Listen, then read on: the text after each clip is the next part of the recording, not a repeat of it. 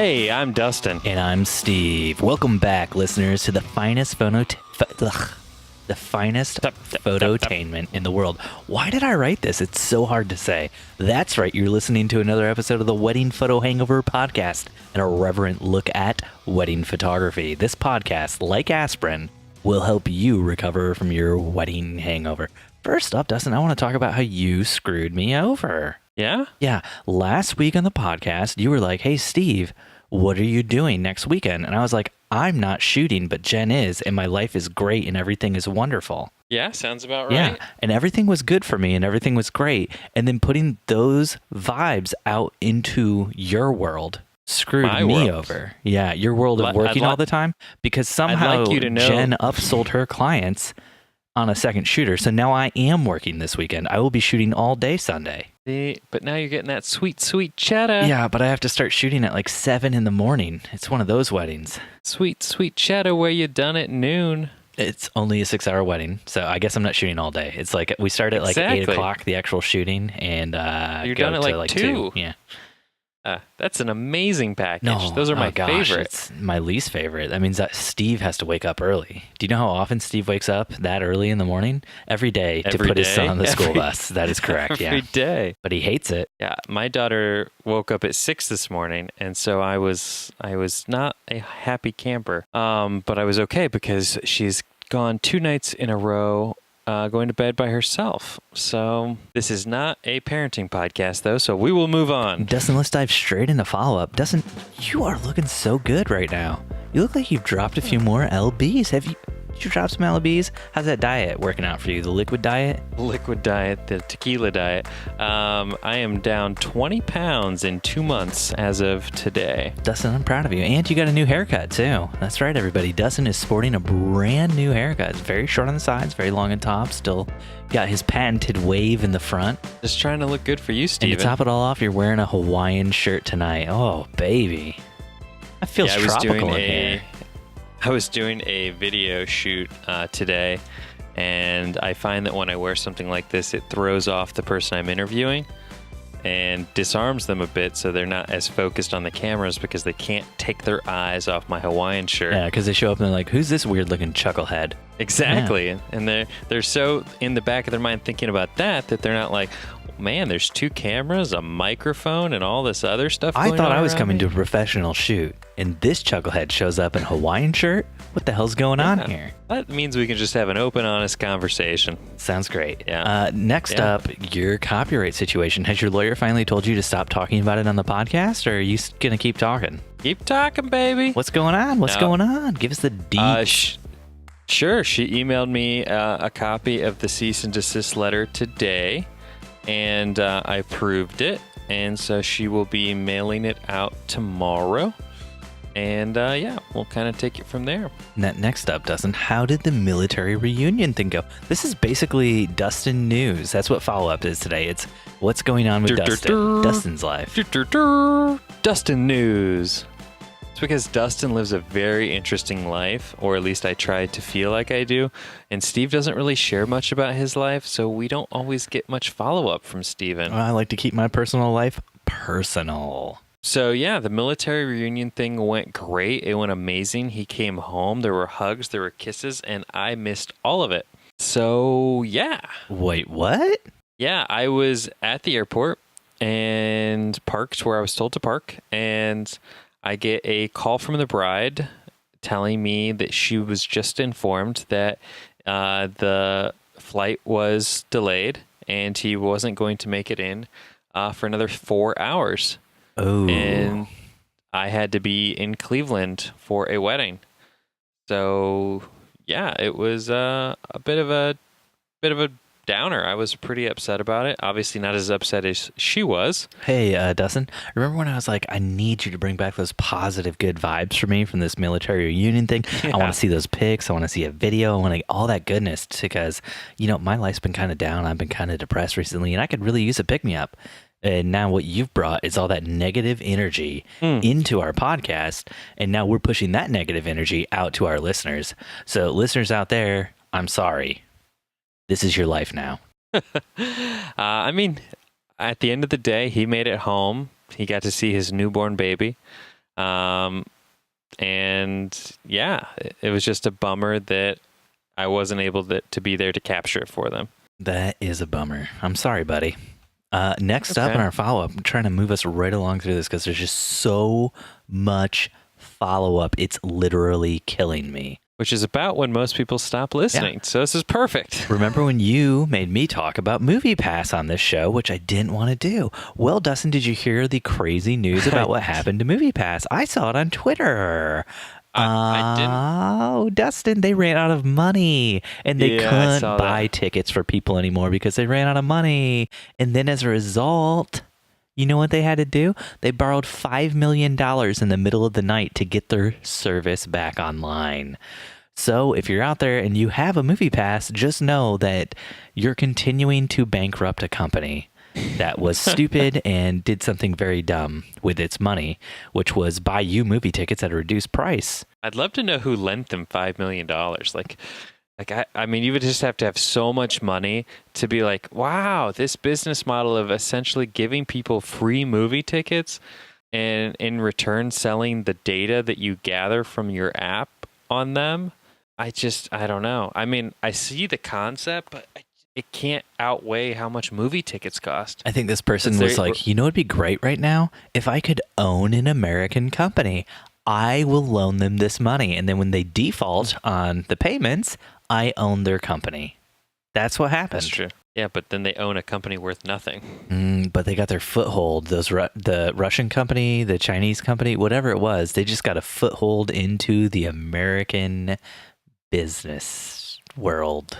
Only cost them $5 million. That's chump change. Come on. I'm a little disappointed that I didn't get in on the bandwagon when it first started, just so I could have at least had a little bit of the joy of all those who have it. I know one of our good friends has it and have used it all the time.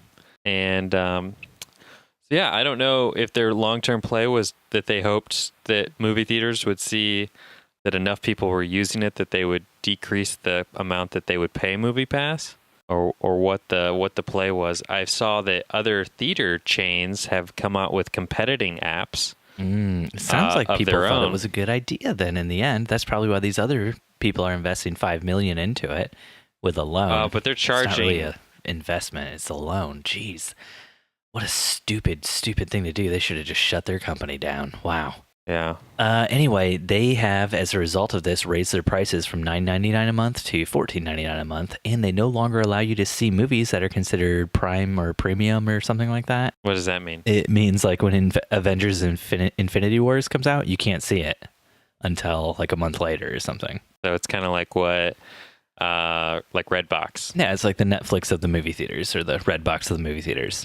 Which, I mean, is still a great service to be in. But, I mean, they already had restrictions, like you could only see a movie once. You couldn't, like, if they found out that you were buying tickets to other movies and then sneaking into movie, like, you'd get banned from the service, all sorts of things. Like, they knew people were abusing this to, like, go see Avengers a million times. But they have, this terrible idea of theirs has finally caught up with them. But, all of our businesses will fail at some point in time, Dustin, just like all of us will die. See, you brought that negative energy when you missed that military thing, and now I'm pushing it out into the rest of the episode. We're all going to die, everyone. Yay. Yeah. So let's do some beer talk. Beer, Steve? Yeah. Tonight, Dustin is drinking a... water. If you talk chemical compounds again, I'm going to kill you. And then kill myself. That's the negative energy that you've brought into this whole thing.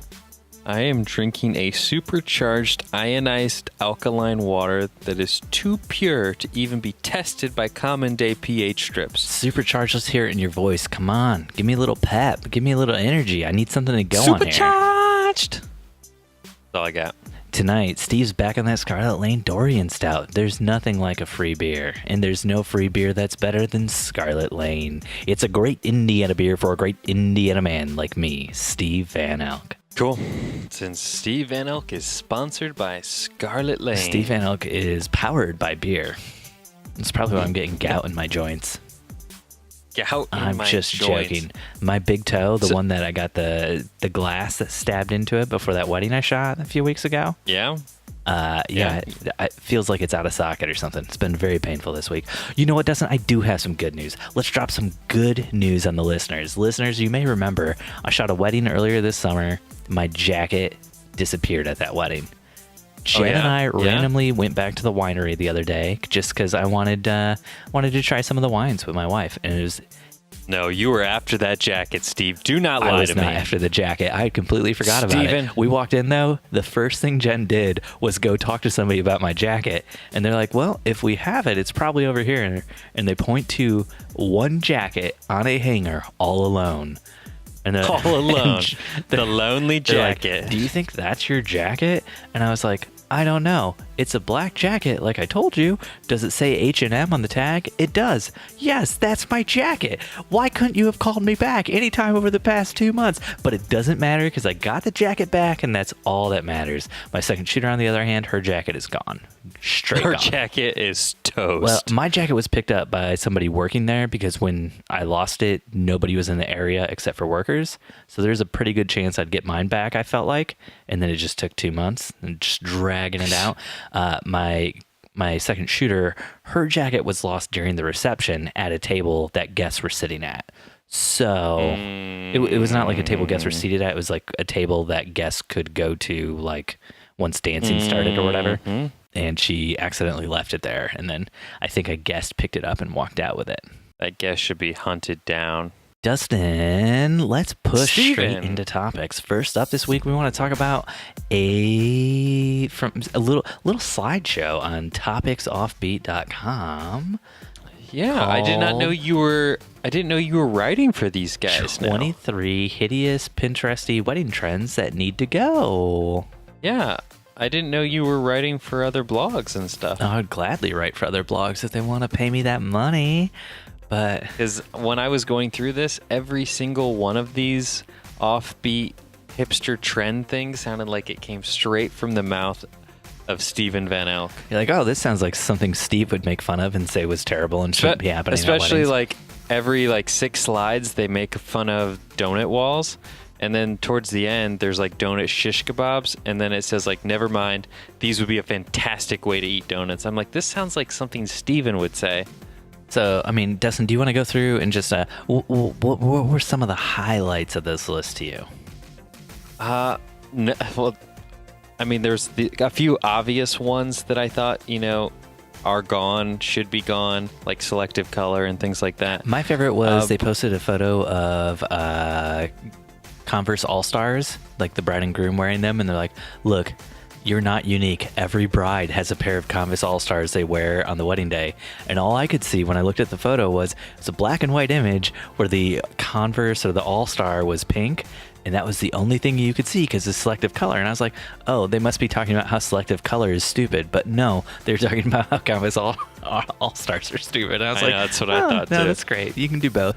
Now, they pretty much called out every trendy thing that any wedding is doing today. And they really were hammering on donut walls, which I like the donut wall thing. I think that's fun and cool, even though I'm not eating carbs now. As a couple of fat Midwesterners, we love that donut wall. You know what I'm saying? Got to get down on that donut wall. Dustin, you fuck with the donut wall? You fuck with the donut wall, buddy? I'm not quite sure how to respond to that. Did you fuck the donut on the wall? Dustin, did you fuck with that? What? Steven, you have hit a wall, my friend. But no, I love a good donut. Donuts are like my favorite thing ever to fuck with. And when I see them at a wedding, I'm like, yeah, I would I'd one of those. You fuck with it. The worst is when you see a donut wall at a wedding reception and because typically they're pretty predominant when you walk in. They're like a decor piece.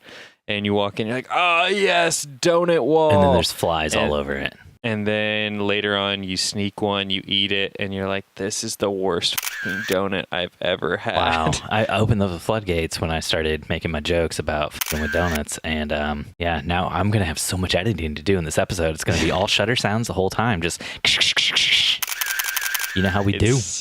That's why you should shoot mirrorless. Dustin, you can't use a mirrorless to bleep out a cuss word. There's no sound.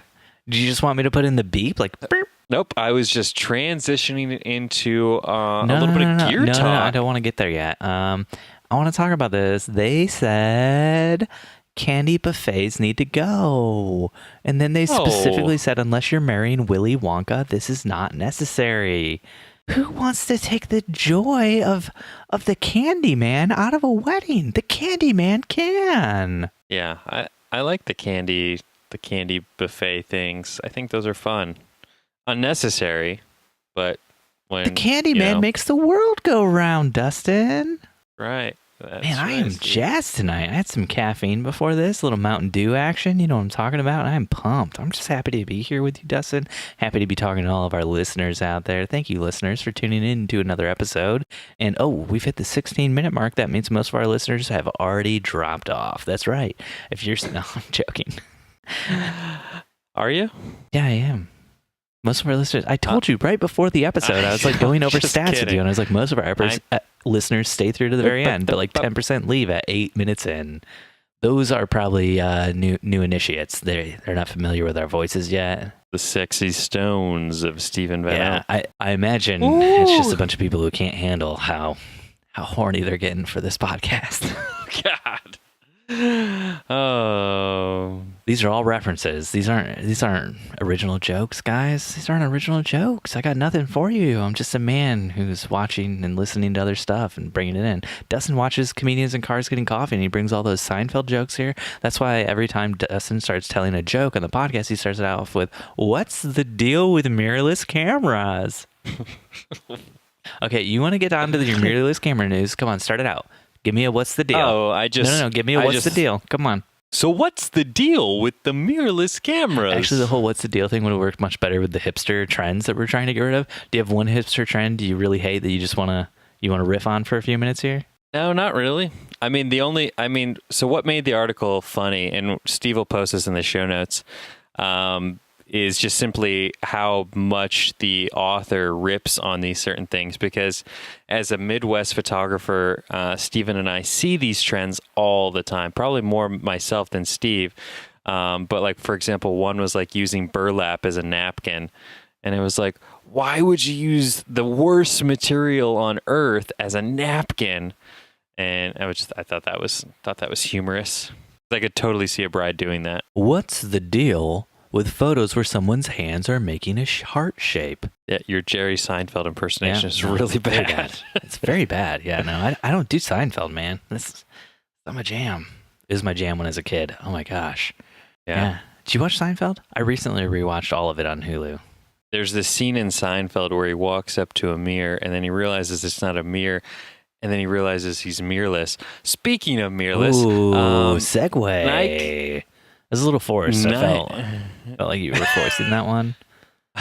I was holding your hand and dragging you down that. Yeah, I mean, I really like the Marx Brothers when they do the whole mirror thing, but there's not a mirror and it's mirrorless, and it's really just like Groucho on one side and Harpo on the other, and like they each keep doing the same thing, and then like one of them just hits the other one and walks away.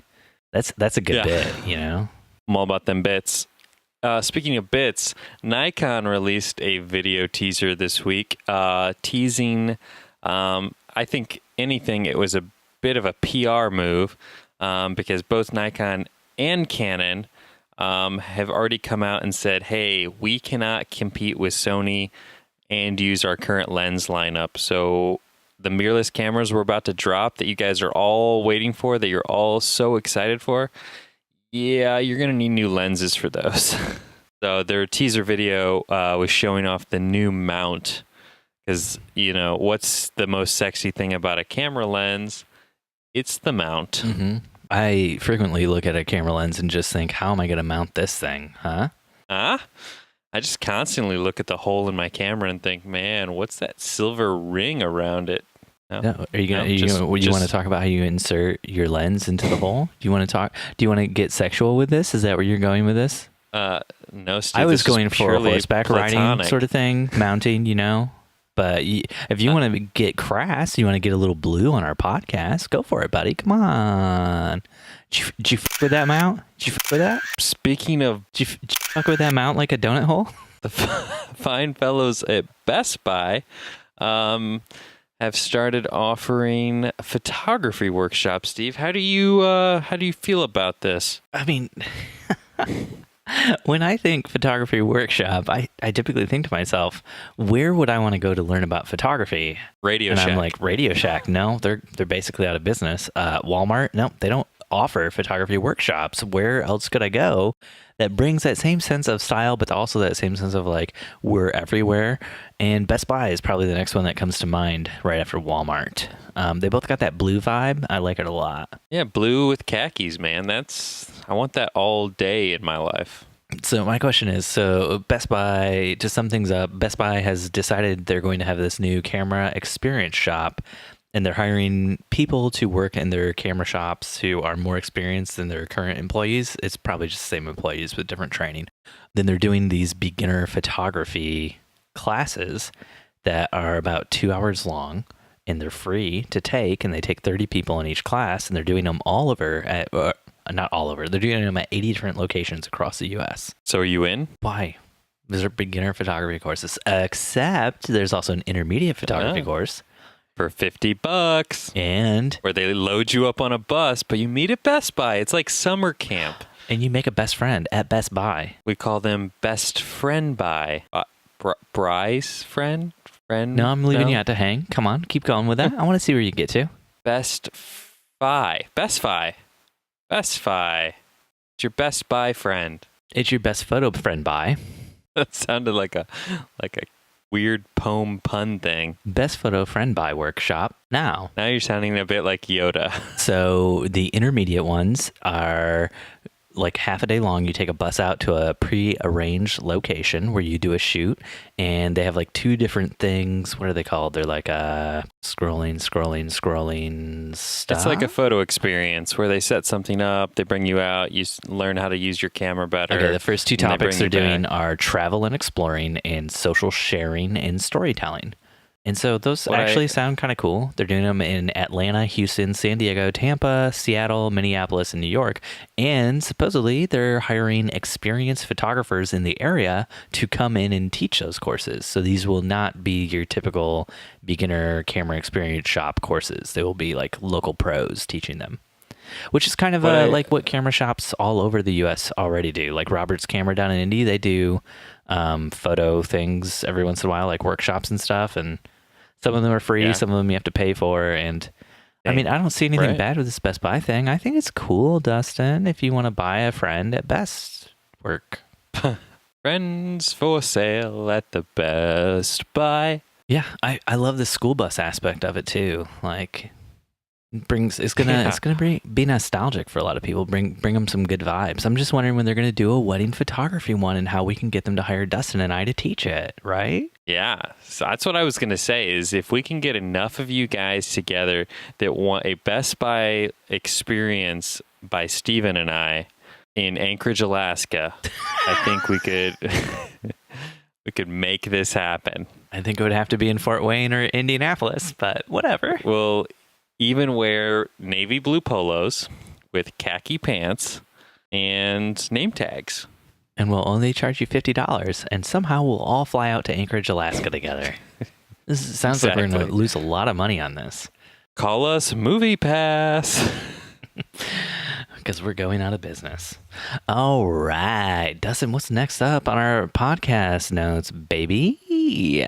I just wanted to jump back because the Nikon gear talk was pretty boring, pretty lame, pretty Dustin, unexciting. Do you want to go to the drone zone? Is that I want to get. Let me take off into the drone zone. So without further ado, let's cross over into the drone zone.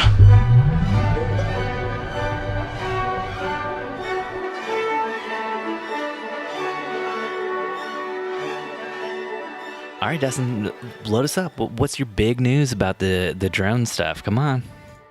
So, as the listeners might know, I am an avid drone enthusiast, and Steve is an avid buy a drone, leave it in the box, and say he has a drone enthusiast. Mm-hmm. And love it. That's the only way to live your life, man. Yeah, it's like one of those collectible Star Wars figurines that you bought when you were 5, and you just leave it in the wrapper. And if you take it that's out of kinda the how wrapper, Steve- it's not valuable for resale anymore, Dustin. so that's how Steve treats I'm his sorry, drones. but what am I supposed to do with my Leia in the white dress? You think I'm gonna go and just play with that? You think I'm gonna destroy all the value? That's like $100 right there if you have a first gen Leia in the white dress. Now a second gen Leia in the white dress is basically worthless, but that first gen, Dustin. Sorry, Just like your first gen Mavic. Well, that's a better way to take it. I thought you were going to make a joke about my wife since her name's Jen, but very well done. Let's get back to the Mavics. You want to talk about that? Not my first Gen. So the Mavic. My only Gen. So DJI, who is like the leader, the all-star. Oh, man. What a great DJ name that'd be. DJI. It'd be so confusing. Yeah. Oh my gosh, I love it. For SEO and Google purposes, though, it would be terrible. I think you could do it, man. I think there's a lot of DJs out there who are making plays on, big names and stuff like that. And yeah, I think it works in the end. You get all the YouTube stuff, right? Maybe not with a video. Imagine that interview. So, DJ Me, how's it going? Yeah, it used to be DJI, and then, the drones came out, and now I go by DJ Me for purely SEO purposes. And they're like, you mean like the Nintendo Mii's? Nintendo Mii's? Yeah, dude, you didn't get down on that? Dustin, you didn't put that? No. Nintendo Mii's. Anyways. Back when the Nintendo Wii came out, you made a personalized, like, emoji sort of type person for yourself called a Mii. M-I-I. Baby. See, I don't do video games, so yeah. Oh, man, I spent so much time working on my Mii, and then when you played Mario Kart, you could actually use your Mii. Like, oh gosh, it's so good. If you don't want to use a character, but like, why would you not use a character? I'm gonna get down on that Yoshi every single time. Maybe every once in a while I'll switch it over to Princess Peach, you know what I'm saying? But I'm not playing Wario. So DJI announced that they were releasing a new Mavic. No, that's 2 cool. Pro. If you just want to not talk about Mario Kart, that's fine. I mean, I know you have opinions, but whatever. Let's just talk about drones. Yeah, let's talk about drones. Let's just jump straight into the boring stuff. See over here, guy in the Hawaiian shirt. I'm still in the drone zone. You're over there in Pokemon land. You know what? I'm sorry, but Mario Kart, you're racing drones around a track. You're not actually in that car, Dustin. Do you want to know how to get good at flying drones? You play video games. It's the same thing. You have a controller in your hand the whole time. So next time you get your drone out of the package, we'll evaluate your drone flying ability.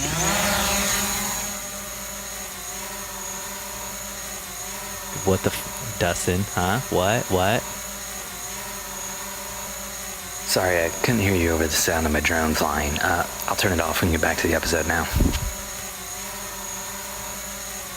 DJI awkwardly announced that they were going to be releasing a new Mavic 2 Pro. However, they pulled the release, but someone didn't get the memo, and an advertisement in a local United Kingdom camera shop accidentally printed an ad for the upcoming release with both pictures and sort of a brief description. Speaking of horrendous, hilarious trends that need to go, this ad is using some selective color. Everything's black and white except for the Osmo Mobile 2. It's the screen on the iPhone.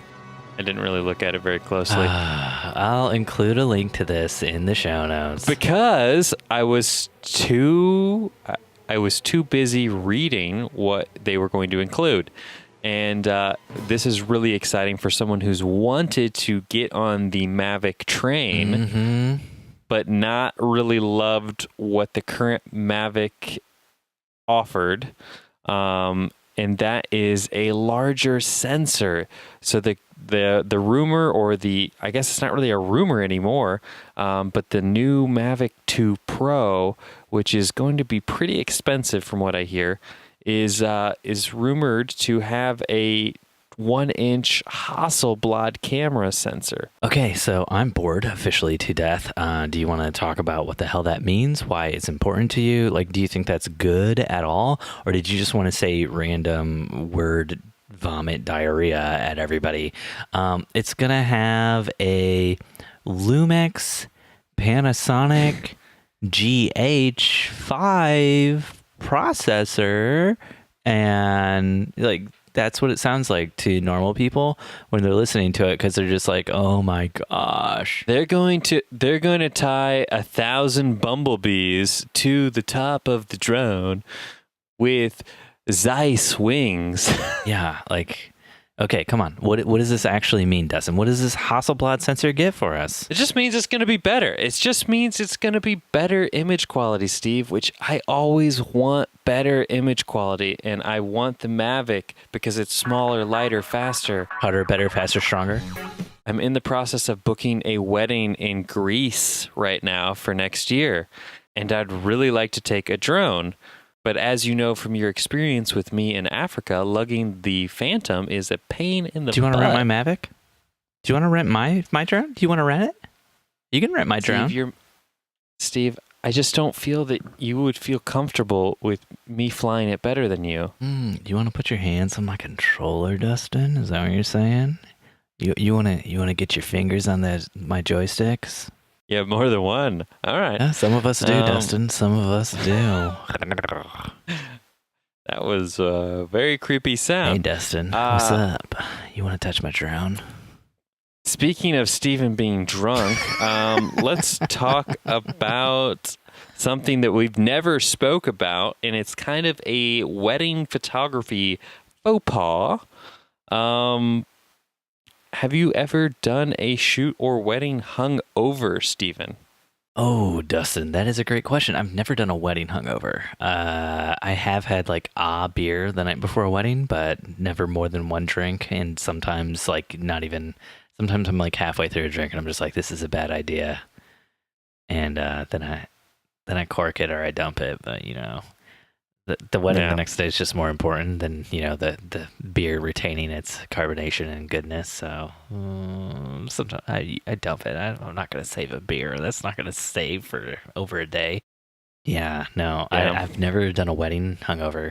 You know, when I was in college, the day before I had this huge test to see if I could pass some audio certifications to be like an audio engineer, which is something I did not want to do with my life.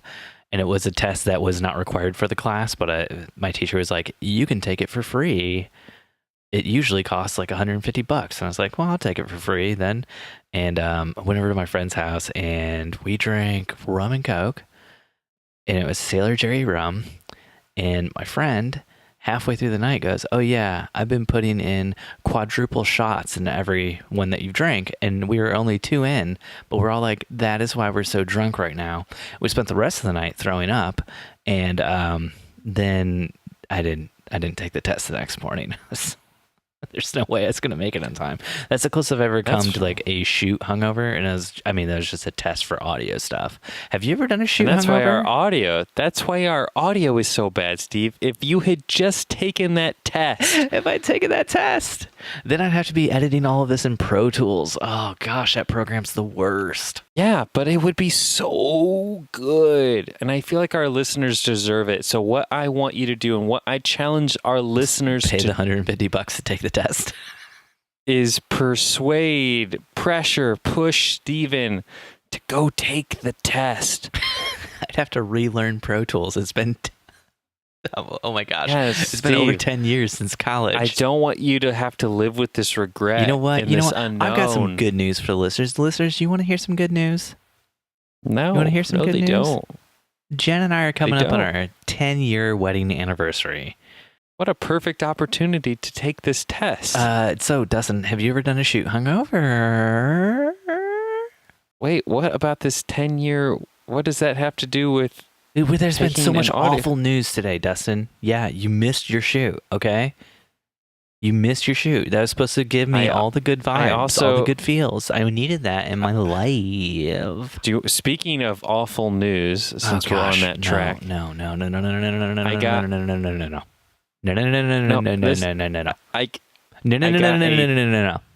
no. I was inside. Dustin, I need you to take 1 second and just think, is this going to put a smile on Steve's face? Yes. Okay, then you can tell me. Because it's awful for me, it means it's great for you. It better be really awful for you. So I was at a photo shoot on Tuesday, and there's this one street in Fort Wayne where a lot of businesses and banks are downtown, and the parking meter cop lady just targets it so hard. Is her name Rita? Would you describe her as a meter maid? Would you say she's lovely? Would you maybe say lovely Rita meter maid? So, needless to say, may I inquire discreetly? I got a parking ticket. So I got this parking ticket, and since I live in small Fort Wayne, Indiana, the parking tickets here are very small, very, it's almost cheaper sometimes, or, easier to park, get the ticket, and just pay it than it is to actually find a parking garage and park legally because they're only $10. So the parking tickets are more of just like a parking fee at that point in time.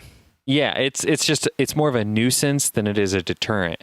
So anyways, I got the parking ticket, and this is literally the only stretch of street in the entire city that I ever get one. And so then today I happened to park in the same location, right? And I was really good about stopping at Starbucks beforehand, getting quarters. Would you say when you're at Starbucks, maybe you were sitting by the counter seat, when you caught a glimpse of Rita? And I got, enough money to pump quarters into the meter. And then I went to my meeting, got out of my meeting, had an alarm set on my phone, got out of my meeting, busted it to my car. And I'm like, son of a bitch, I got another ticket. And I opened the ticket up, and it's for $100. Wow. And I was like, whoa, that inflated fast. Wow. And so I'm just in such a bad mood because the photo shoot I just did following my meeting was only for $75. So it's like I lost money on that shoot because of that parking ticket. So yeah, I was just like, oh my gosh. And it was funny because the guy was coming up to pay me as I'm reading the parking ticket. And I'm like, oh my gosh, $100 parking ticket. And he's like, oh wow. So here's the $75 I owe you. It was super funny. Anyway, so I got home tonight and I was going to pay the ticket online, and I realized it wasn't because I missed my meter. It was because my license plates were expired. Dustin? They expired yesterday. How's Daddy Trump gonna keep tabs on you if you don't renew your license plate? I just think that's even worse than the parking. You know what, Dustin? I was back home in Elkhart this is the depressing thing. One of my best friends from high school, his dad passed away this week. That's why I was back home in Elkhart. And you know how sometimes I make fun of your rental business and I call it Little Trump Properties? No. Yeah. I've said that many times. I've said it on the podcast before. I've been like Little Trump Properties. Well, when I was in Elkhart, I saw a sign for Trump Properties. Oh, I was like, Dustin expanded all the way up here. Way to go, That's Dustin. Right. Don't you forget it, Steve. I want to bring some goodness. I want to bring some happiness in the world because it's been a real crappy week for me. So I just want to say, speaking of back home, speaking of where I grew up, my very good friend from high school, one of my best friends, Adam Ramsey, also known as Shotgun Ramsey on Instagram. He works for Robert's Camera downtown Indy. And one day somebody brought in a roll of film, and the roll of film said Shotgun Ramsey on it. And now it's stuck, and somebody bought him a camera strap the other day that just said Shotgun on it and stuff. And it warmed my heart seeing this. But Shotgun Ramsey, the man himself, he shot his first wedding this last weekend. And I've seen a few of the photos, and they are excellent. And, I Good. just, I want to bring some goodness, some happiness in this world. If you get a chance, check out my friend Shotgun Ramsey. He has a lot of photos for the Indy 11, the soccer team here in Indy. And he's an awesome human being. And he's one of my good friends from high school. Good friends, good people, good times. And do you want to say something nice? Do you want to say something positive? You want to bring some good vibes onto this podcast with us? You want to give a shout out to somebody? Who's somebody everybody else should check out? Who's somebody cool? I've got nothing. Cool. I'm just trying to put some good vibes back out in the world, okay? I want people to be happy this week. Dustin, can you be happy for once? I'm always happy. You got $100 fee that you get to pay to Daddy Trump. And now Daddy Trump's $100 richer. Can you think about how you benefited our government for just 1 second? And let's just take a second to say how much you love benefiting Daddy Trump. And to make it even better, now I have to go to the DMV tomorrow and renew my license plates. See, Daddy Trump is helping you out. Yeah. So back in 2010, I second shot a wedding hungover. Oh, Dustin, why would you do that? To go back to what we were talking about, it's the first and only time, I do believe, that it's happened, and it was real embarrassing. I was second shooting for one of my good friends. He was a good boy.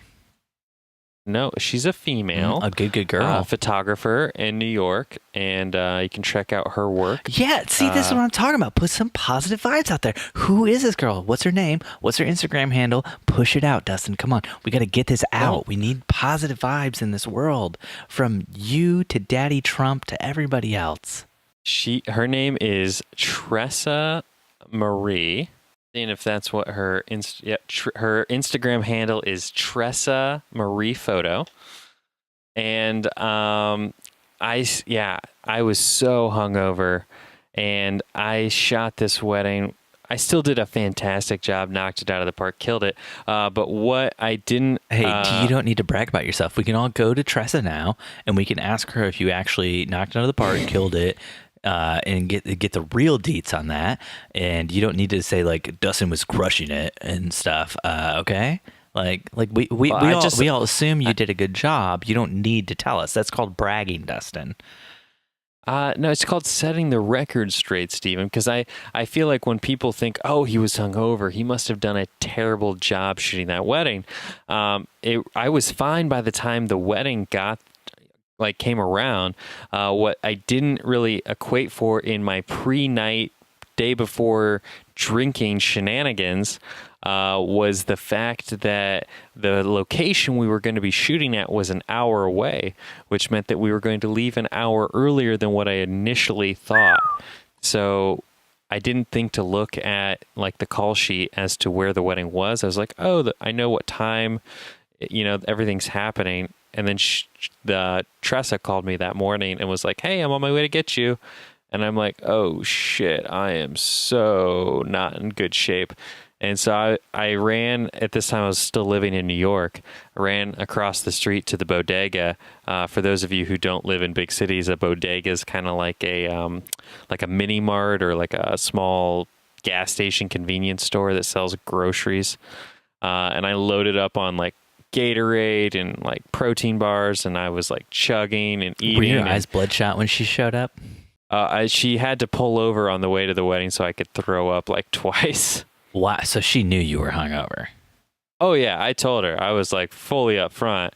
I was like, so I had a little too much to drink last night. Did you ever work for her again? Yes. In fact, I had the honor of shooting her wedding. How many times did you throw up on that day? None at all. It was a good learning lesson early on in my career to not drink the night before a wedding. Wow. Yeah. See, I had to learn that the hard way in college before a test that didn't really matter, but has now affected our audio for our podcast. Yes, exactly. And the ramifications of that night have forever scorned us. The ramifications Think of where your we night could be. landed you a paid gig shooting a wedding.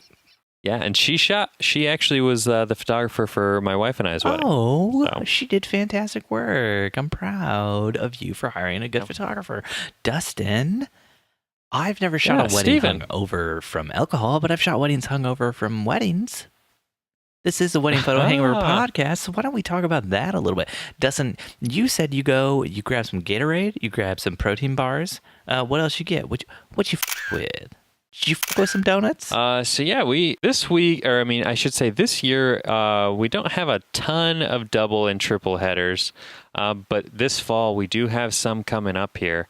I believe our first one is Labor Day weekend is always a big one here in the Midwest. I don't know about you guys, but we have it's not a triple header, but I'm treating it like it is because Saturday and Friday are an Indian wedding. So it's kind of like a triple header, followed by another wedding for a different couple on Sunday. So yeah, I mean, I just kind of, you go into it knowing it's going to be rough. I wear really comfortable shoes because shoes are sort of the Achilles heel, if you will. No pun intended. Don't lie. That was intended. Don't believe him when he says no pun intended. Speaking of, side tangent here. The wedding I shot on Saturday, I walk into the hotel room. I'm doing my little bit, that I do. And the bride turns to her hairdresser and said, after I walked away, "Oh yeah, we just love our photographer. He has the best dad jokes." Yeah, you do. That's true. And I'm just like looking at my wife, and so then I'm like, that can't go without response. And I go to the other hairdresser, and I said, "You made a real dad joke." Obviously, oh come on, lay this dad joke on us. I want to hear it. Who obviously heard the bride and was like chuckling. I said, and just to think, this whole time I thought I was just doing normal jokes, and I was just like, what dignifies what I'm doing as dad jokes? Well, Dustin, I gotta ask you a question. You have a wife, right? Currently, yes. As far as I know. Did you with her? I need to smoke whatever you're smoking. Answer tonight. the question, Dustin. And do you have children? So okay, now all your jokes are dad jokes. So this bride, what she didn't realize is she opened this whole can of worms because that was like letting the genie out of the bottle, because that was like giving me permission to just go let loose on all my bad jokes for the day. Tell us some of those bad jokes. I want to hear them. Like when they're, when you have like the couple like snuggling up and getting all like cutesy and romantic, and I'm like, just snuggle with him like when you Netflix and chill. And then they kind of like start laughing or whatever, and I'm like, I'm sorry, copyright infringement. I mean, Hulu and hang. And that always got like a pretty good laugh. That was an original one I came up with. That second one was bad. You shouldn't have done that. The first one was like, oh, that's kind of a cute dad joke. And the second one was like, oh, this guy doesn't know when to stop the dad jokes. Oh, I kept going. Oh, no. I was like, oh, wait, are you guys more of like an Amazon and Prime it? Oh, my gosh, Dustin. Oh, gosh. No. Oh, so much of me is just groaning right now in pain. That's just your foot. That's the glass in your foot, Steve. I told you got to get that checked out. Oh, you want to know some great news? Last night, I was trying to screw in something with my hand. It was like a cover. Please don't talk about your wife like that. It's like not on the podcast. It's one of those covers that goes over the outlets when they're on the floor, It's a metal one. And I was like, I could probably just put this back in with my hand because one of my kids obviously took it out. And no, I completely sliced my thumb from one side to the other. It's fantastic. I'm having a great few weeks here, guys. You should just not be allowed to move. You should be placed inside of a bubble. Oh, I could be the bubble boy, just like that Seinfeld episode. You brought it all back together. That's what I do. All right, moving on. We want to talk about these hangover weddings when you're hungover. So, Dustin, as what you do? know, Jen and I had a triple one week, a double the next week. That's a triple double. Call me LeBron James. You know what I'm saying? Yeah, 73 triple doubles this year. This year. in his career. Jeez, Steve, come on, get it together. No, Oscar Robertson is the king, but whatever. More of a Magic Johnson fan myself. Anyway, Dustin, enough basketball talk. Jen and I usually we get some Gatorade. Lots of Gatorade. When we know we're gonna be shooting like a bunch of weddings in a row, it's like we'll bring like 4 like of the giant Gatorades to the wedding, and like 2 or 3 giant bottles of water. You just pound all those down, and then at night, the big thing about not being hungover when you're shooting weddings is you want to get a lot of sleep and drink a lot of liquids. And have really comfortable shoes. No, that's not as important. But the next day, what's really important, you want to have good-looking shoes because you're shooting a wedding and you still take pride in your personal appearance. You're not wearing Hawaiian shirts while you podcast. That's just like a personal thing. But anyway, the important thing is the next day, you got to get that coffee. You know what I'm saying? Speaking of coffee, we finally got a Starbucks that offers nitro cold brew. Okay, gosh. Have you experienced? Let's do some Q&A.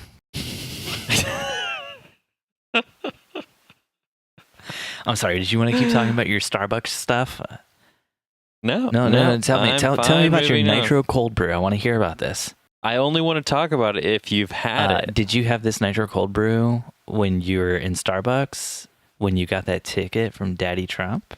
No, because Starbucks in Fort Wayne are smart enough to put a parking lot in. Okay, so nitro cold brew. Tell me more about it. I've had the nitro cold brew, just not at an actual Starbucks shop, like the nitro cold brews at like the places that serve the Starbucks coffee, or the places that serve like the Starbucks stuff in store in the cans and stuff. Don't they have the nitro cold brew there now too? No, they have cold brew, so you know nothing about this, obviously. Nothing. Oh, Dustin. Jen and I, we order at Starbucks is cold brew anymore. So tell me about this nitro cold brew. I gotta know everything. So no, I am an avid cold brew coffee drinker too. I don't know if you know what that means, but the coffee is brewed cold and for longer periods of time, thus giving it more caffeine and a smoother, richer, bolder taste. But that's neither here nor there. Nitro cold brought to you this week by Starbucks. Nitro cold brew. They're our new sponsor. Thanks, Dustin, for running that ad for them. Oh, I'm not done yet. Oh, yeah. We got to include our webpage that you go to and our special code. Go for it. So, totally derailed me. Starbucks.com/wedding photo hangover. And the special code this week is Daddy Trump. You were on a roll tonight. But yeah, so nitro cold brew coffee is cold brew coffee in a keg, which I thought this would be way up your alley. And then as it comes out of the keg, like beer, it's infused with nitrogen. So it's instantly cold as it comes out. So they don't give it to you with ice. And then it has this like incredibly smooth, velvety like texture that's just so good. That's my bit. And you can get that at starbucks.com/wedding photo hangover, secret code Daddy Trump. All right, let's do some Q&A. Q&A. I'm gonna try that Starbucks Nitro. That sounds good. Let's do some Q&A. But Steve, Andrew Feller from our Wedding Photo Hangover Facebook group, the Wedding Hangover Facebook group. The second photographer talk on the last episode brought up a question that I get faced with once in a while. What about associate photographers, or the person hired to photograph the wedding that for one reason or another you can't photograph? Happened to me last year with a photog in my area who got injured and couldn't shoot for 2 months, and a bunch of us shot the weddings for him. But that's so nice at a greatly reduced rate, more so than if we had booked them ourselves. How would you go about hiring a photographer either regularly or just one time to cover a wedding you can't photograph? So yeah, this is a great and relevant question since this has happened to me twice, I believe. Three times? You only hired associate photographers 2 or 3 times? I thought you had one on staff. Come on, buddy. I do have an associate photographer on staff, but I was referencing instances where I was unable to shoot a wedding for kind of events outside of my control. Like when you booked another wedding on the same day? Steve was able to jump in. Come on. What was the reason Steve jumped in? Because you... Yeah, I'll be 100% honest with that. Steve jumped in to shoot a wedding for me on the same day I had another wedding because the bride wrote the wrong date on her wedding contract. Which is crazy. Yeah, it's cool. I've been listening to the Snapping podcast, and they talk a lot about times when they double book and do stuff like that, and it's their mistake, not the bride's mistake. So we can be completely honest here. People will still keep listening, I promise. All right, continue. Steve and his wife were kind enough to jump in and help shoot that wedding for me. The bride was happy as could be. I was super bummed because it was a gorgeous couple in a gorgeous venue. And I was really excited to shoot their wedding and, disappointed that I wasn't able to. But they were able to step in. I don't remember what kind of financial arrangement we came to with you guys, but I think it was pretty reasonable. You guys felt compensated. I didn't lose my shirt on the whole arrangement. And, but yeah, so what Steve was trying to reference earlier was we had a wedding this year where it was my fault. No, I actually wasn't trying to reference that. I was just trying to get you to feel comfortable with being honest. People are okay with it if you make mistakes, as long as you're honest, bud. Jen and I make mistakes all the time. One, I'm doing this podcast with you. 2, you got drunk and never took that audio test. 3, our audio is always blown because of that. Yep. I did have a wedding earlier this year where the bride said they were getting married one date and then ended up changing dates, and I never changed it in my calendar. And then we booked a wedding for that same date. And when we were at the engagement session talking about the wedding, the date came up, and I was like, holy I have a wedding that day. What do I do? And I was like, sweating balls the entire engagement session, trying to think, how am I going to get myself out of this one?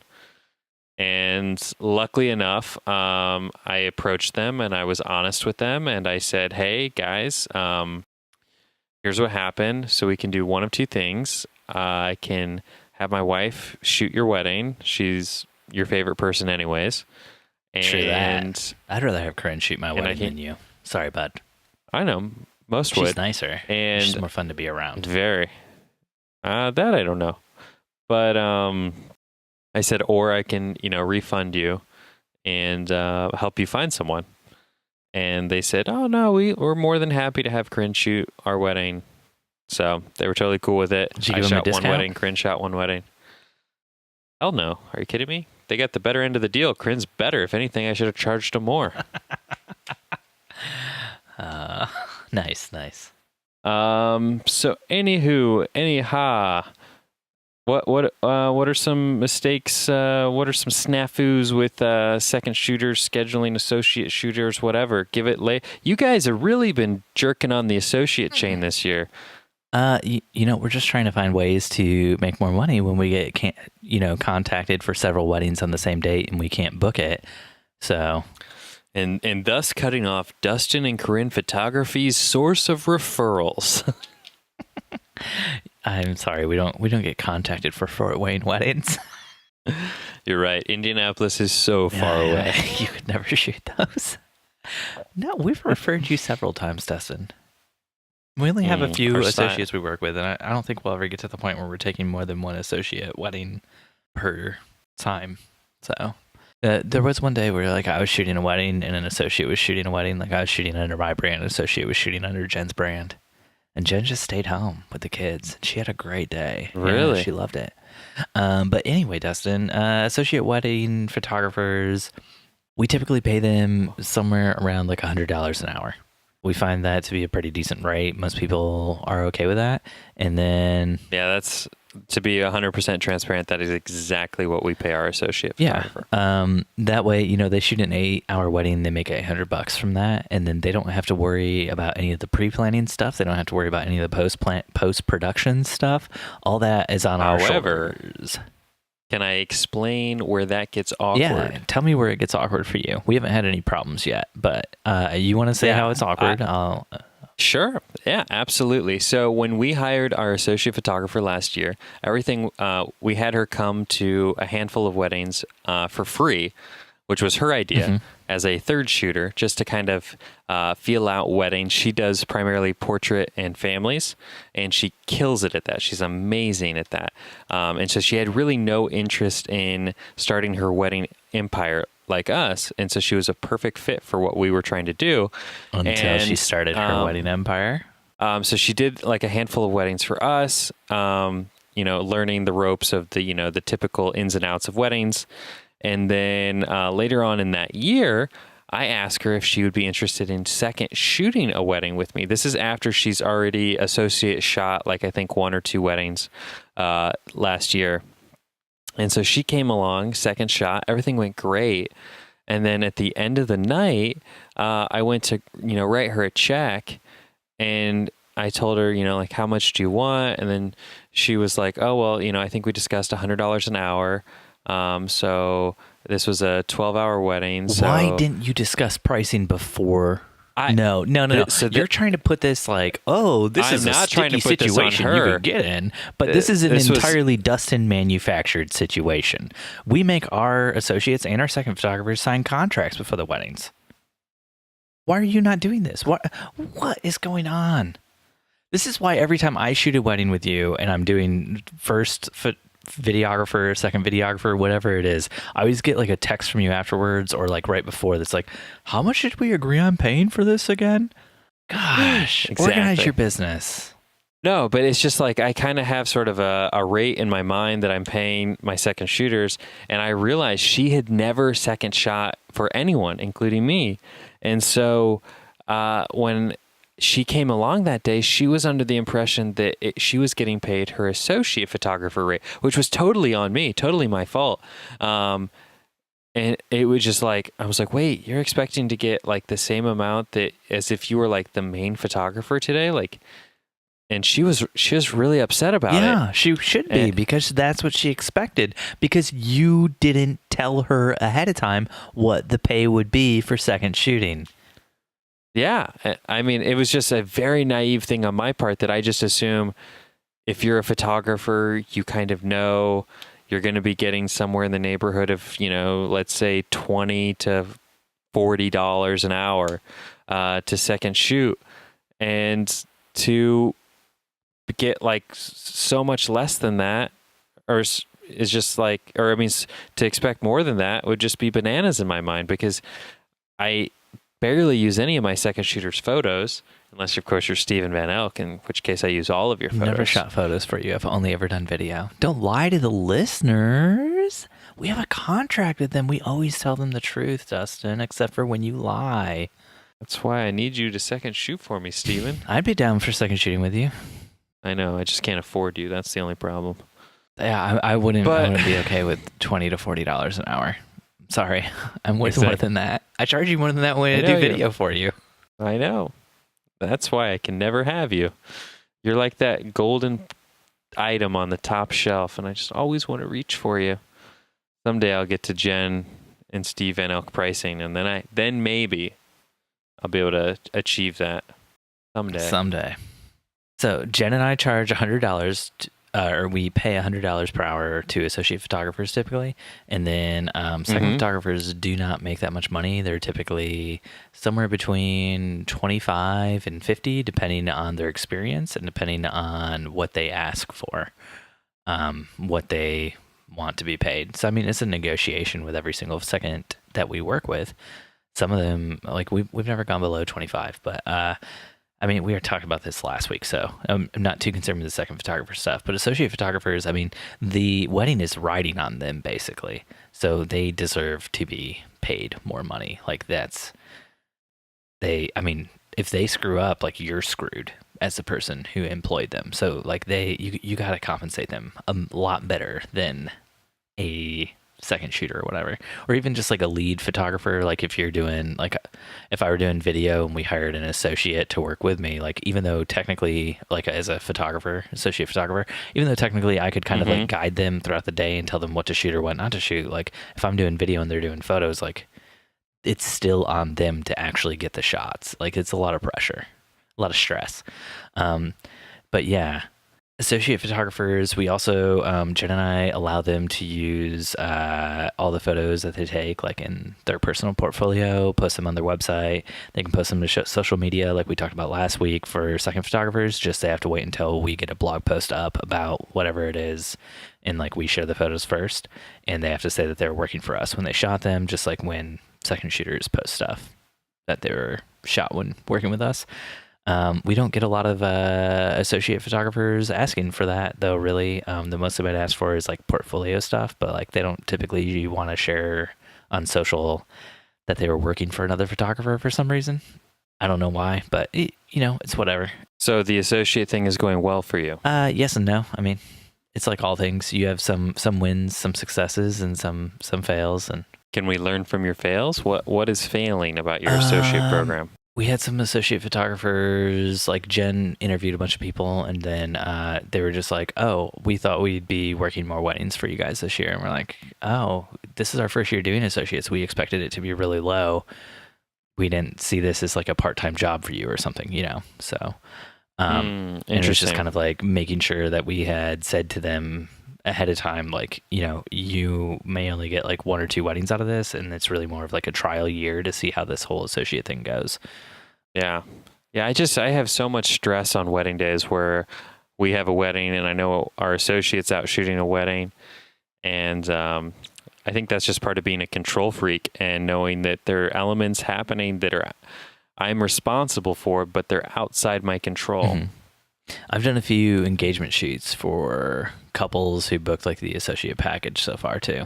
Yeah, so that's always an interesting and unique thing, because we still feel like if they even if we can't have the associate photographer who's going to shoot their wedding or whatever do their engagement shoot, then it's still, Jen doesn't want to be the one shooting their engagement shoot because she doesn't want to give them like the false impression that she'll be shooting their wedding as well. So, and then there's a few of our associate weddings where none of the associate photographers that we interviewed with are actually available on the day to do the wedding. So I will be shooting some of the associate weddings for Jen and I's company. So it's going to be interesting this year how it all works out. But So do you have some sort of a calendar system in place? Sorry, my daughter just walked in. She's walking out. What was your question, Dustin? Okay, it's only after midnight. She took a nap at 5 and slept till like 8 or 9, so she's going to be up for a little while. That's why you're so hyped up. Yeah. My question was, so how do you organize like for me in our associate shooter, the biggest annoyance is the chain of date availability. So the inquiry comes in, and then I will immediately text and call her asking if she's available. She's obviously a busy photographer, mom, mother, wife, all that stuff. And, it might be hours before I hear back from her. And it's just that lag time, even though it's totally normal and, acceptable, drives me bananas. No, I completely understand that. But, I mean, you got to understand, like any business, you if they're not in the office with you, you can't just walk down and ask them a direct question right away. So you got to expect anytime you text or email, it's going to be a little while until you get a response. And I mean, I know. I want to set up some sort of a shared calendar or something. This is the reason why Jen and I work with several different associate photographers, and we still have had problems since me being the one who's going to be shooting a few of the associate weddings. So it's all cool though in the end. Like I'm super pumped. The few engagement shoots I've done with like the clients who I will be shooting their weddings as well have gone super well. They've been super awesome people. The only thing that's been frustrating is their engagement shoots didn't come with the rights to the photos, and like seriously, I've done 2 of the engagement shoots for clients who I'll actually be shooting their weddings too, and those were maybe the 2 best engagement shoots I've ever done.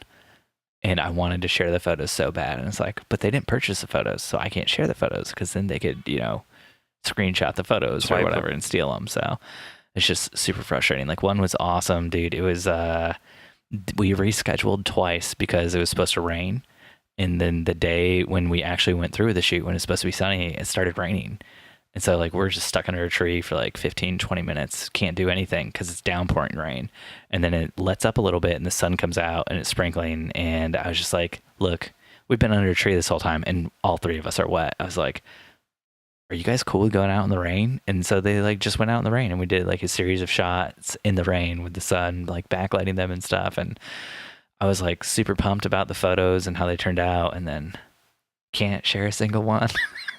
So they're not. So they didn't end up purchasing the rights after the fact. They said several times during the shoot they were definitely going to purchase the photos. I showed them a few photos on the back of the camera, and they're like, "Oh my gosh, we have to get these photos," and it just hasn't happened. So it happens, man. So walk me through that process, because that's sort of a something I used to do a long time ago and have gotten away from simply because I had one bride that left me a negative review, go ballistic on me for it. And so the package is set up, I assume, with what you would call like a free engagement session Jen or something primes like them, that. or I prime them if it's my company ahead of time, that you are definitely not getting any of these photos at all. It's just for me to get to know you, to shoot around with you, see what your personality's like. And then afterwards, you can see the photos and you can choose to buy some if you want, but this is not But included how do in you your package. phrase it? Obviously, you don't sell it like that. How do you phrase it? Is it a free It's session? a free session Is to it get to know you, and then you have the Perfect, option free to session. purchase the photos after the session if you would like to, but you are under no obligation to purchase the photos. Correct. But then how do you sell the photos after the fact? What is the mechanism in place to convert that into a sale? We send them a pass gallery, and they can see all the photos on the pass gallery with like a watermark or something. And then if they want to buy all the photos, they can, or if they just want to buy a few of the photos, they can flag the photos they want to buy. We can see that on our end, and then we can send them the photos that they wanted to buy after they pass. So it's what you would call a soft Oh sell. yeah, so soft, baby. It's not like, hey, come by our house, sit here, look at all the photos on our, laptop or Yeah, TV. no, we're not and- hard selling. Got it. Yeah, I'm thinking about next year moving to more in-person sales type approach, and You make more money from less shoots that way, buddy.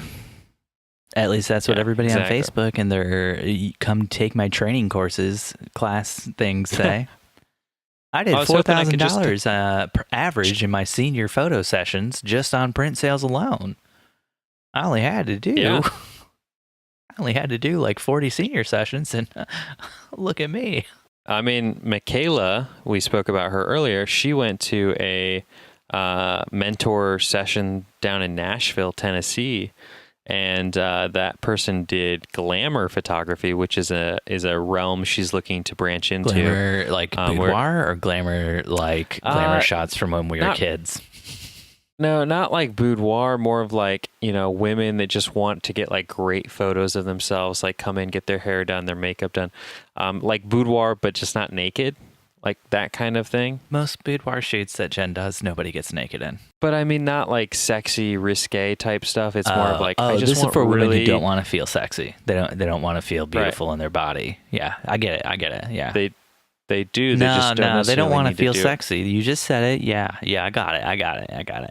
Anyways, she said that the photographer typically does anywhere from like $2,000 to $4,000 in in-person sales after the session, and I was just like blown away. And she doesn't do any weddings. This is all she does. Yeah, look, everybody who comes in for their glamour shots, they want a 10-foot canvas to put on the wall to scar their children for the rest of their lives. Like, don't you know how it works? I'm sorry, these aren't sexy. Oh, shoot. Yeah, no, cool. 10-foot photo, that's great.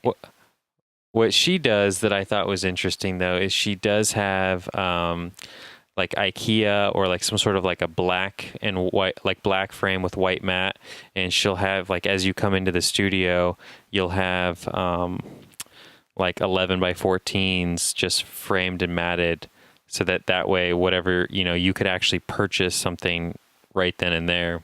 Wait, so this third-hand knowledge that you have of a photographer that another photographer met with, that they actually print out the photos in advance on canvases and then offer to sell them. Not canvases, just like normal prints on their own printer. Ugh. And then so that when you walk in, there's already like her favorite like 5 or 10 or whatever photos framed, because I guess the hardest part about in-person sales is not being able to tangibly go home with something. We have been on this tangent way too long. How would you go about hiring a photographer, either regularly or just one time, to cover a wedding you can't photograph? That's from Andrew. So I mean, what I did with you is I just called you guys up, freaking out, and I said, "Hey Steve, hey Jen, could you guys shoot this wedding for me?" And you're like, "Yeah, sure, happy to help." So the way this works, that's why it's great to have a network of photography friends that are amazing like you to call up and lean on in times of dire need. Yeah, which brings me to my next point. A comment on Andrew Feller's question in our Facebook group was from Stephen Pike, and he said, "My biggest fear is getting sick ahead of a wedding. Yes, I know other photographers, but peak season, short notice, eek." Yeah, I think both of you on this podcast have talked about powering through a wedding in a sick state. So we've talked about powering through a wedding, but I want to share a little advice with all the listeners, not just the people in the group who maybe already saw what I wrote to Stephen. And that is, you have to trick every other photographer in your community into thinking that you're a good person. So this is what you need to do. If you are afraid you might get sick and miss a wedding, what typically happens is when you're sick, you post something to a Facebook group or you text like other photographers you know, and you're like, "I'm sick, I can't shoot this wedding. Is anybody out there who could help me?" And if there are other photographers out there who could help you, they're going to say yes if they like you, if they want to help you. So how do you go about tricking other photographers into thinking that you're a good person? Well, here's how you do it, Dustin. You want to get on that social media, all up in that social media. You want to slide into their DMs. You want to tell them how great they are. Like, just set a calendar reminder, like once a month, I'm going to slide in the DMs of all the local photographers and just be like, "You know what? You're beautiful, baby. You're a handsome man, child." And just slide some compliments in there to them. Next up, anytime you see another photographer say like, "I'm sick, I can't shoot this wedding," you got to be like, "I can shoot that wedding for you, baby." Or do what I do, where you use backhanded compliments where they leave them questioning, was that really a compliment? That's not going to work. We want people to think you are the best person on the face of the earth. So then...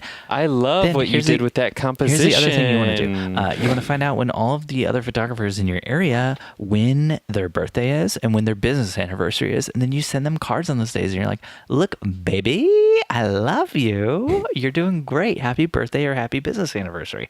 Now, this is all going to work out because then when you get sick, you're like, "Hey, I need some help." All these people are going to come to your aid because you've now successfully tricked them into thinking that you're a good person. This is the tactic that I've used with Dustin all these years. I compliment him all the time. I tell him he's a great person, and he thinks that I'm a really good friend of his. And, we do this podcast together based on that. And then when Jen and I, when our daughter was sick and had to be hospitalized on the day of the wedding, I reached out to Dustin. I was like, "Hey, baby, will you help me out and shoot this wedding?" Baby. And Dustin said yes, because I tricked him. But I hate Dustin. We're not friends at all. We never do anything together. He's the worst person in the world. I'm just trying to be honest. I'm sorry, Dustin. Stop crying, buddy. Oh, gosh. Okay. I apologize. Yeah. My microphone's getting a little wet. No, I mean, your whole shirt's wet. Yeah, I know. We all get it, man. But you got to make people love you. And here's the other way you can make people love you. Every few days, just post a selfie of yourself on your Instagram story where you're just kissing the camera. People love it. They feel like they're gonna kiss from you. It's so good. Dustin, do you have any tips for getting people to like you? Just faking it real hard. You can't let them know you're faking it, though. If they catch on that you're faking it, man, that's even worse than if you didn't like them in the first place. Right, Dustin? I'm just I love everyone. I have a big heart. Yeah, see, that's what I'm talking about. I'm not, when you're faking it, everybody can tell. Like when you're faking it like Dustin is right now, everyone can tell. And then nobody wants to work with you, baby. Except your wife, Steve. She can tell when you're faking it. Was that a Ooh. jizz joke on our podcast? You sullied our podcast with a sexual joke. I can't believe this. And that's all for tonight, folks. Good night. And that's No, been Dustin, another Dustin, episode. What would you do if you got sick on the day of a wedding? We've already joked around about sending an iPad out on wheels like a little robot to shoot the wedding. What else could you do? You reach out to someone. I did a wedding, I believe it was last year or the year before. I was so sick where I was throwing up all over the place and had to leave the reception that I said I would never, ever, no matter what, put myself in that situation again. And so I had a holiday party this Christmas that I also got sick at, and hired someone else to shoot it for me because it was just not worth it to me to be put in that situation again. Now, that is another great idea, but Dustin, have you considered, and this is a little bit different from what I was saying before about tricking people into thinking you're a good person. Another tactic you could use is just do some research on all the photographers in your area, really, really get the dirt on them, and then blackmail them. You don't want to shoot this wedding for me? I have photos of you cheating on your wife. Boom. Done. They're shooting that wedding for you. You might not even have to In fact, pay they're them. shooting every wedding. Yeah, they're going to do great work. You know it. They're going to hustle. You now own their firstborn. Yeah, so what kind of blackmail do you have on the photographers around you? I know that's kind of your thing, Dustin. Yeah, I mean, I definitely, when I'm not busy doing a million other things, I follow all the other photographers around town, snapping photos, diving in dumpsters. Yeah, that's why you got that 100 to 400 lens with the 2x magnifier, so you can get those shots that you need. Yep. Yeah. Dumpster diving? Yep. That's nice, man. You're really doing some sleuth work on this. You're like a real get the receipts. detective, a real dick. All about the receipts. Oh, yeah. Got to get those receipts, buddy. Dustin, all about those let's tax take deductions. One question not from our group. Okay? Just a random Facebook group, just like the good old days. Random. Nancy from the Facebook group says, do you go with on-camera speedlight for convenience, or do you take off-camera flash gear? Speedlight, pocket flash, strobe. I use on-camera flash all the time. All the time? All the time for like receptions and all that stuff. Yeah. Next I've question. seen photos from weddings you've shot where you have a light on a light stand with something like over the top of it. Was it a softbox? Is that what it's called? I mean, it looks like a Walmart bag wrapped around a pail, but you know, whatever. I just have someone open their shirt. It's called the Steve light. No, yeah. I mean, I am very white. I've worked very hard to keep that skin white, specifically for that reason. But no, I use off-camera flash for portraits at sunset. There we go. Now I gotta know about convenience versus what looks best. So you're talking about off-camera flash looks best. Yeah, you want to put that work in. For portraits, yeah, that's sort of our brand. It's we're selling high quality, epic, amazing portraits. Mm-hmm. Yeah, when possible, weather permitting. You can't do a high quality, epic portrait when you're inside? No, you can. I just like it if you put that like underneath your tagline: Dustin Kern Photography, epic, amazing, awesome portraits, weather permitting. That's nice. I like that. I mean, we've talked about it before. Jen and I typically go with the off-camera flash gear for the receptions. We like that look a lot. And even though, as Dustin has said before, people might not look at it and think, oh, that looks great, we want something that kind of sets us apart from other photographers so people can recognize our work more clearly when they see it online. Which is why you do the whole like epic shots. No, man, most people that we know are more like you, where they rock that on-camera flash shot the entire reception. No, they rock it, but I'm saying they recognize you're not rocking it. Yeah. So we want to be a little bit different. I don't know if it's ever going to work or pan out, if people are going to love it or not, but I love it. And the important thing to me is that I love doing my work and that I'm having fun. So yeah, Dustin, are you having fun? That should be a part of your associate photographer packages, like package A, on-camera flash, package B, $1,000 more, off-camera flash. No, we vetted all of our associate photographers based on whether or not they shot with off-camera flash at the if they knew how to do that. So kind of a thing for us, man. We're kind of trying to stick with that look. I could know how to do it. I know you know how to do it. I know you know how to do it. Doesn't mean I'll do it, though. I don't understand that, buddy. All you ever talk about whenever I talk about doing off-camera flash for like reception and stuff is how much you love the way it looks. And so all I wonder is why you don't do it. Oh, I do. I absolutely 100% love how it takes like looks. 5 seconds to throw a flash up on a light stand. Yeah.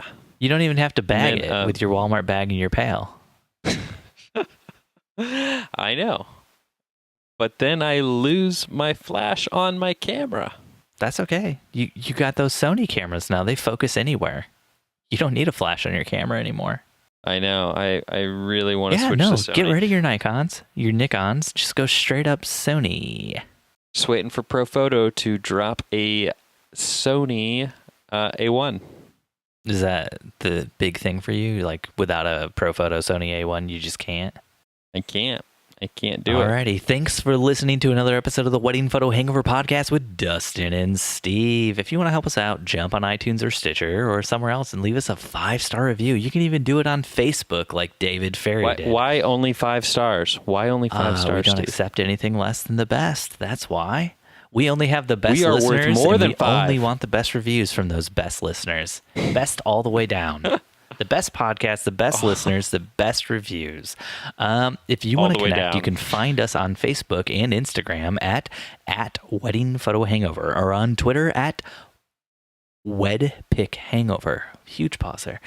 Dustin is on Instagram at Dustin_McKibben.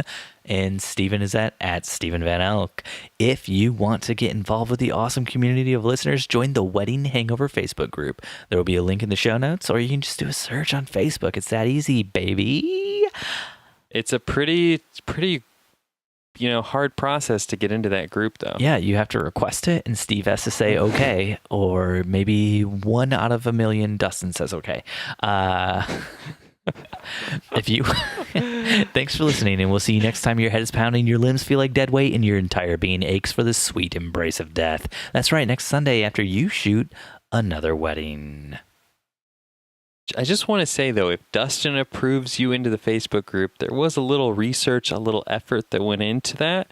So you should feel a little bit more special if you got into the group because of me. Yeah. I'll tell that spammer who I booted out of the group that he should have felt more special. Oh yeah. Can you tell me about that? I missed the boat on that one. It happened and it was deleted and gone before I even got a chance to see it. Some guy was in our group. I don't know how he got in, but he posted a like spam thing. It looked like a flyer for photography services, but it was in like a different language or something.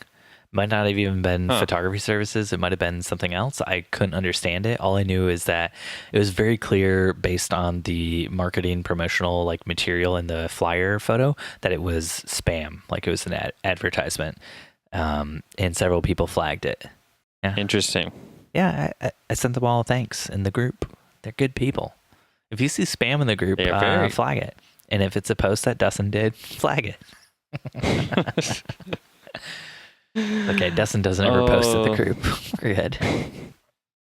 It's because it's wedding season and Dustin is extremely busy. I don't get 5 weeks off in a month like Steve does until Jen cracks down on him and makes him shoot. So yeah, no. That's why he has plenty of time to take this audio test to really improve the quality of this podcast. Yeah, I'm not spending $150 to learn how to use a program that I don't ever want to use again. So yeah, no, not gonna happen. Well, if we get enough listeners that pledge on the Patreon for our for our USB delivery option, the $3,000 a week option. Yes, Jeez. For USB drive. Dustin's just rolling in money right now from all those pledges. Can I mention they are custom branded? Dustin, do you want to tell me about a new like show or something that you're checking out that you're watching right now, real quick before we go? Because it's real late and we've been recording real long, and I want to be done. So come on, give me the goods. We're going to do Sure. a little script notes thing here. Share one cool thing. That's what they do at the end of every script notes episode. That's one of my favorite podcasts. Here's my one cool thing. Why can't we be our own podcast? Why can't we be our own podcast? Why do we have to be like all of your favorite podcasts? I just want to do fun stuff. I want to put out some good positive vibes out. We've been trying to do that all episode. This is the positive vibes episode, the good feels episode, the everybody going surfing Beach Boys episode. Come on, surfing USA. Yeah. Oh, you're more of a Pet Shop Sounds Across the Universe sort of fan? Yeah. Okay. Whatever, dude. Whatever. I'm waiting for your thing that you were going to say. I was going to say script notes, man. That's where the whole one cool thing comes from. Putting out good positive vibes into the world right at the end of the episode. Dustin, what you got for me? I've been watching Madam Secretary on CBS. Oh, how's that? I really needed something that wasn't going to distract me too much, and I love something that wasn't like political, wouldn't send you down into a dark hole. Yeah, and that's kind of what it's done. But yeah, I wanted something because I've been really missing my House of Cards fix. Oh gosh, that's a dark hole. Yeah, which typically gets released around this time, and I don't think they're gonna have a new season of that one. And so I thought I'd give this a shot. And it's actually not been too bad. It's not too great either. So yeah, it's not the West Wing I was hoping for. Let's just say that. Well, Dustin, if you want to hop on those positive, happy vibe train that I'm on, you can listen to some of that McElroy stuff. Unlike you, I don't like to listen to other podcasts. I like to come into each and every episode we do of the Wedding Photo Hangover podcast pure. And so to do that, I listen to no other podcasts, not even ours. I thought we agreed you'd never make that joke again, Dustin. It's okay, bud. All right, well, I hate you. Goodbye.